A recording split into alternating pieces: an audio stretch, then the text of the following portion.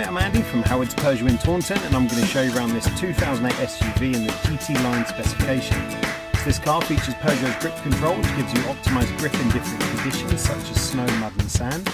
You get this lovely panoramic glass roof, 17-inch alloy wheels, tinted rear windows, there's LED headlights, reverse parking sensors with colour reversing camera. Inside the car you've got the half leather interior with the red GT line style stitching. There's the 7-inch touchscreen that features 3D navigation as well as DAB digital radio, CarPlay, Android Auto and Bluetooth. And some of the other features of this car include dual zone air conditioning, there's automatic headlights, wipers and cruise control. So let's have a look around.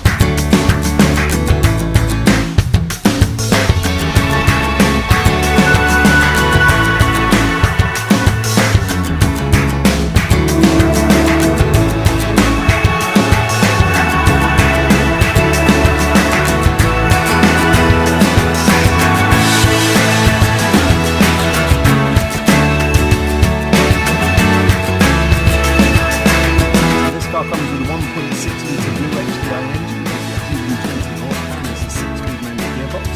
Car's done 7,000 miles, and if it's of interest to you,